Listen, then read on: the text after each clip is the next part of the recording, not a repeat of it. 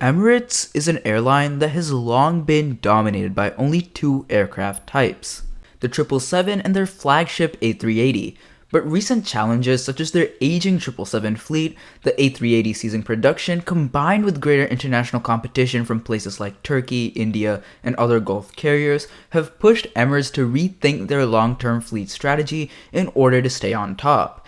In the 2023 Dubai Air Show, Emirates placed a massive $52 billion order for new Boeing widebodies, including 90 new 777X and 15 new Dreamliners. On top of that, Emirates' low-cost subsidiary Fly Dubai made their first ever widebody order, buying up 30 new Dreamliners and allowing it to expand its operations to long-haul routes for the very first time. The 777X was initially expected to join Emirates' fleet back in 2020, but has faced a pretty rough time getting approved by regulators.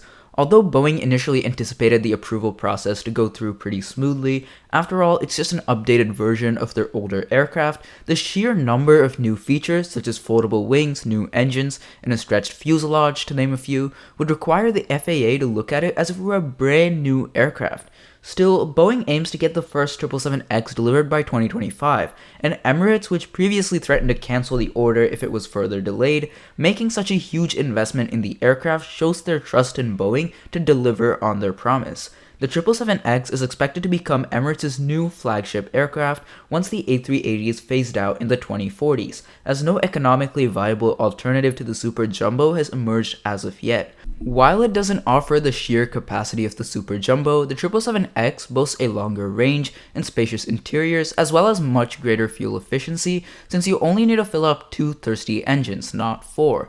The 777X will have the lowest operating cost per available seat mile of any aircraft. Notably missing from Emirates' huge deal, however, was the A350. Well, alright, they did buy 15 smaller A350-900s in a deal worth $6 billion, which pales in comparison to the over 100 Boeing widebodies they ordered. In reality, Emirates likely only ordered the A350-900s to expand their route network while waiting on the 777Xs to be delivered. You see, Emirates loves flying big planes which they can easily fill up thanks to Dubai being a mega hub that funnels east-west traffic. The A350-1000 would be perfect for this, offering all the perks of the 777X as well as longer range and a modern lightweight airframe. But perhaps the biggest advantage of all, Emirates doesn't have to wait as long for deliveries. So if the A350-1000 is so great, why on earth did Emirates refuse to buy it? The A350-1000 comes with only one engine option, Rolls-Royce's XWB-97. Now, the XWB-97 is a great engine. It's lighter weight and reduces fuel burn by up to 25%, making it the most efficient next-generation engine available today.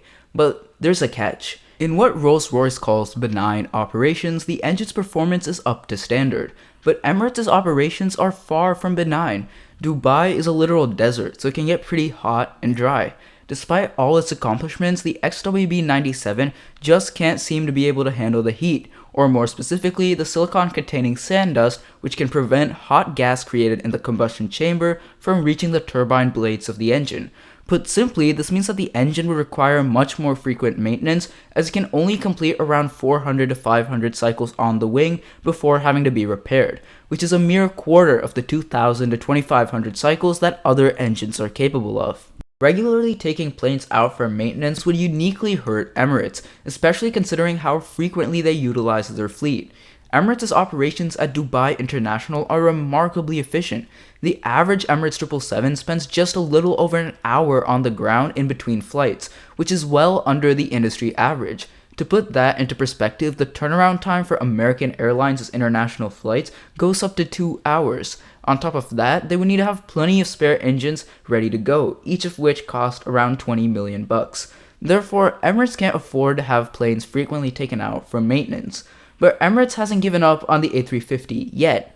Their president, Sir Tim Clark, believes that the A350-1000 would be a good fit for their fleet and is willing to place an order of up to 50 of them if the engine's durability is improved. He also wants a more powerful engine for the A350, as the XWB-97 can only generate up to 97,000 pounds force of thrust, compared to 110,000 for the 777X's GE9X.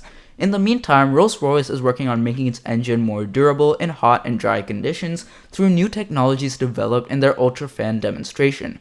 All in all, for the most part, the A350-1000 has been doing pretty well, having received huge orders from carriers such as Qantas and Air India in the last couple of years. Qantas plans to utilize the A350-1000's unrivaled range for its Project Sunrise mission, connecting Australia to Europe and the US East Coast for the first time ever. So it's only a matter of time before we see the first ever Emirates A350.